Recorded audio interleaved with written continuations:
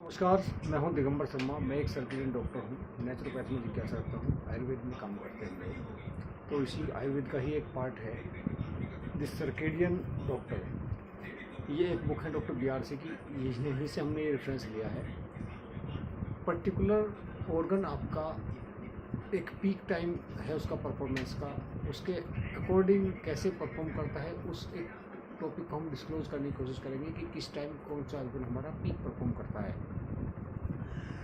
उदाहरण के तौर पे हम ये एक बना लिया हमने लाइट, ये हमारी आँख है, ये डिसाइड करती है जैसे लाइट आँख में जाती है, सुपर चश्मेटिक सेंटर पे हमारे को लाइट टकराती है, तो वो माइंड में एक ट्रिगर पॉइंट है जो डिसाइड करता है कि अब दिन है तो ये एक्टिविटीज़ होनी चाहिए, रात है तो ये एक्टिविटीज़ होनी चाहिए। एक सेकंड।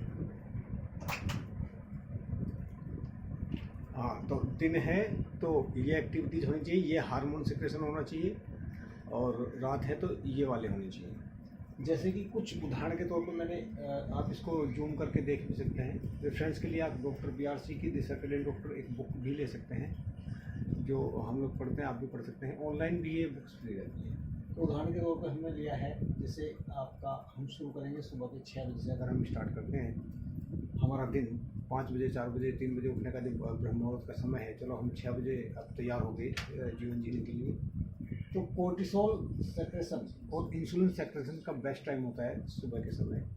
इस जो हार्मोन का जो काम है कोर्टिसोल का, वो हमारी बॉडी को अलर्टनेस बढ़ाने का काम करता है कि अब दिन हो गया है, अब बॉडी को रिएक्शन का काम का समय हो गया है, तो हमारा जो नींद है वो ख़त्म करने का काम, आलस को ख़त्म करने का काम ये कोर्टिसोल एंजाइम करता है। इंसुलिन हमारी जो सेल्स हैं जिन्हें काम करना है, उनका दरवाज़ा खोलता है ग्लूकोज के लिए। तो इंसुलिन सिक्रेशन का भी यही टाइम है। ऑब्वियस सी बात है, जब हम उठेंगे तो हमारे लीवर को पता है, हमारे माइंड को पता है कि अब बंदा उठने वाला है, और वो इंसुलिन एकदम थ्रो करता है ब्लड में, और जो ब्लड के अंदर जो ग्लूकोज है वो सेल्स में जाती है तो एक्शन में कन्वर्ट होती है। ये प्रोसीजर है। तो इंसुलिन और कोर्टिसोल का 6 बजे का टाइम है। किसी भी बंदे का आप BP और पल्स रेट और टेस्टोस्टेरोन लेवल अगर चेक करेंगे मेंस में, ऑब्वियस सी बात है टेस्ट, तो आपको ये हाईएस्ट मिलेगा सुबह के 7 बजे। BP किसी भी आदमी का ब्लड प्रेशर अगर मॉर्निंग में चेक करेंगे, दिन के एवरेज 24 घंटों के बजाय मॉर्निंग 7 बजे हाईएस्ट होगा, पीक पे होगा। बॉडी वेट आपका 9 बजे पीक पे होता है। मेंटल अलर्टनेस हाईएस्ट होती है 10 बजे। मेंटल अलर्टनेस 10 बजे। आपने देखा होगा कि जितने भी कार्यक्रम हैं, ऑफिस की शिफ्ट होती हैं, कम से कम हिंदुस्तान में तो अगर 10 बजे के आसपास ही स्टार्ट होती है काम करना, और 4-5 बजे तक ही काम करते हैं। तो 10 बजे आपके ब्रेन का हाईएस्ट लेवल होता है मेंटल अलर्टनेस का। एकदम सबसे ज़्यादा चौकन्ना होता है आपका माइंड, खा पी के ताज़ा होकर सब कुछ रेडी होता है दिन के कामों के लिए, दिन में जो भी चैलेंज आना है। तो 10 बजे मोस्ट ऑफ एक्टिविटीज़ हमारी शुरू होती हैं। जैसे ऑफिस के अच्छे काम होते हैं, दफ्तर के काम होते हैं, ब्रेन का जो भी काम होता है, स्कूल में जो भी काम होता है, तो 10 बजे के आसपास आपको। इसके बाद आप काम करते हैं दिन भर का। अब दिन के 2 बजे होते हैं। वीरेंद्र सहवाग हो या कोई भी क्रिकेटर हो, उसके हाईएस्ट परफॉर्मेंस आप देखना 2 से 4 बजे के बीच ही मिलेंगी। आई एंड हैंड कोऑर्डिनेशन सबसे बेहतर होता है आदमी का। आई एंड हैंड कोऑर्डिनेशन जो है सबसे बेहतर होता है 2 बजे दिन के। सबसे अच्छा दोनों का तालमेल होता है। बॉल आती है, बल्ला पटाख से लगता है। पावर नैप के लिए 3 बजे का टाइम है। आप सब भी देखते होंगे 3-4 बजे हम लोग थोड़ा बहुत रिलैक्स करने की कोशिश करते हैं, और पावर नैप के बाद थोड़ा हमारा एक गंदा रिवाज हो गया कि चाय पी लेते हैं। चाय की जगह शिकंजी या कुछ आयुर्वेदिक काढ़ा अगर पी लें तो ज़्यादा अच्छा है। और 3 बजे पावर नैप के बाद 4 बजे आपका रिएक्शन का टाइम बेस्ट हो जाता है, प्रतिक्रिया। अब 5 बजे आपका ब्रीदिंग का टाइम हो जाता है, ईजी हो जाती है आपकी ब्रीदिंग शाम को 5 बजे। तो जितने भी ट्रेनिंग के, फिटनेस के, योगा वोगा जो भी आप करते हैं, स्पोर्ट्स रिलेटेड एक्टिविटीज जो भी करते हैं, तो वो शाम को अगर 5 बजे करेंगे या उसके बाद करेंगे तो वो ज़्यादा बेटर है। जैसे जिम वगैरह में जाते हैं लोग, शाम को जिम में भी जाते हैं, तो ट्रेनिंग के, स्पोर्ट्स से रिलेटेड जो भी फिजिकल एक्टिविटीज़ हैं हाईएस्ट, वो आप 5 बजे, क्योंकि ब्रीदिंग आपकी ईजी हो जाती है शाम को 5 बजे।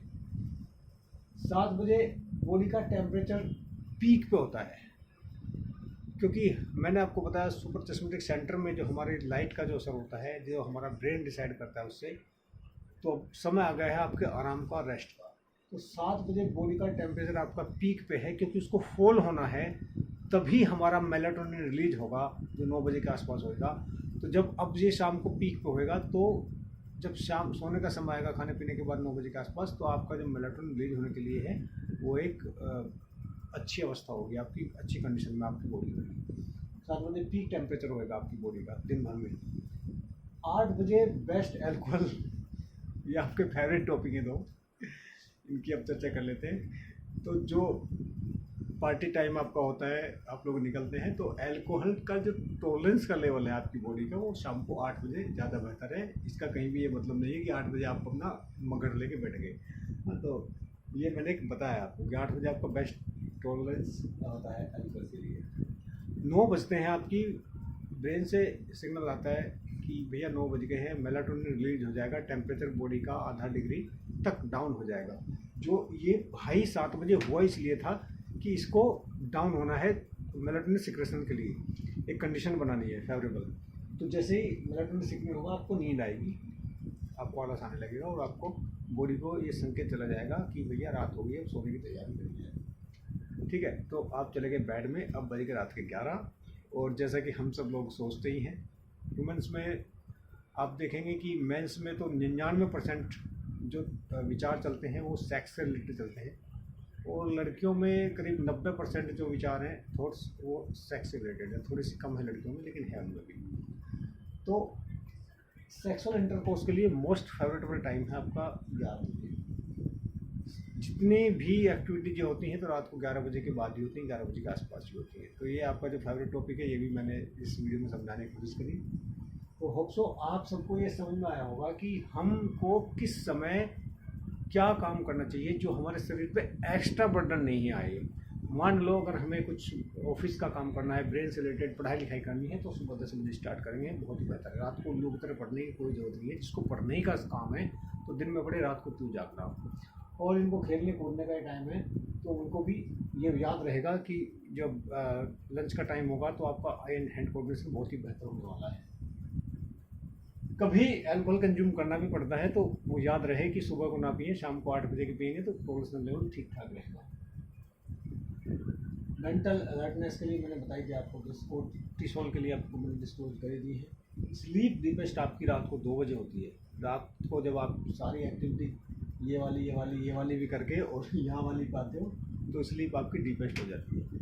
तो ये इस तरीके से सुबह 5 बजे बॉडी टेम्परेचर आपका फिर से जो है वो लोएस्ट हो जाता है 24 घंटों के दौरान, क्योंकि फिर से कॉर्टिसोल रिलीज होने का टाइम आ जाता है, अलर्टनेस बढ़ने का टाइम हो जाता है। तो आपको ये बेस्ट ऑफ टाइम का जो डायग्राम मैंने आपको बताया, ये आपको समझ में आया होगा। बहुत अच्छी तरीके से आप इसको जीवन में अप्लाई करेंगे। बॉडीज टाइम सिम्फनी का ये चार्ट है, डॉक्टर बीआरसी की बुक द सर्केडियन डॉक्टर, जिसका हमने कोर्स भी किया हुआ है, उससे इसके हमने रेफरेंस लिए हैं। कुछ चीज़ें आपकी रह भी जाती हैं, कुछ डाउट रह जाते हैं। वीडियो में ऐसा नहीं होता कि सारी चीज़ें बताई जाएँ, मैं छोटे वीडियो बनाने की कोशिश करता हूँ, लेकिन फिर भी चीज़ें इतनी होती हैं कि कहने के लिए बहुत कुछ कह सकते हैं, लेकिन एक लिमिटेड पर्टिकुलर टॉपिक पे ही कोई बात करी जाए तो ज़्यादा बेहतर है। आप होप सो आप सबको ये कुछ ना कुछ इससे ज़रूर मदद मिलेगी अपनी लाइफ में, और आप अपने जीवन में इसका कुछ ना कुछ फ़ायदा ज़रूर उठा पाएंगे। अब आपको ये पता है कि मुझे किस टाइम क्या करना चाहिए। खाने और पीने की बात के लिए किसी और वीडियो में मैं आपको बताऊंगा कि खाने का जो हम बताते हैं एक रूटीन, एक टाइम, एक ब्रैकेट, वो एक फिजिकल हेल्थी पर्सन के लिए क्या होना चाहिए, एक जो किसी बीमारी से सफ़र कर रहा है उसके लिए क्या होना चाहिए, और जो एक एवरेज स्पोर्ट्स पर्सन है उसके लिए क्या, वो एक अलग विषय है। तो उसकी काफ़ी है ये इसी से रिलेटेड, सर्केडियन डॉक्टर का ही वो पार्ट आता है, क्योंकि हम ही लोग वो डिसाइड करते हैं कि कब खाना चाहिए, कितना खाना चाहिए, किसको। तो ये उसका एक अलग लंबा विषय बन जाता है, उसको किसी और वीडियो में हम बताएंगे आपको। होप सो ये जो जानकारी मैंने देने की कोशिश करी है आपको कि किस टाइम आपको क्या करना है, इसमें आपको जरूर कुछ ना कुछ जीवन में लाभ मिलने वाला है। आप एक बार अप्लाई करके देखिए इन चीज़ों को, या एक ऑब्जर्वेशन के तौर पर आप इसको देख लीजिए कि हमने अपनी ज़िंदगी में अच्छे से अच्छा रिजल्ट कोई भी एक काम करके इनमें जो मैंने बताया, या जो आप करते हैं, जो आपकी लाइफ स्टाइल में एंगेज जिन कामों में आप रहते हैं, कब आपकी परफॉर्मेंस बेटर आई, तो आप इसको नोट करके देख सकते हैं, ऑब्जर्व कर देख सकते हैं और जीवन में अप्लाई कर सकते हैं। बहुत बहुत धन्यवाद साथियों। जय हिंद, जय भारत, जय विविधता।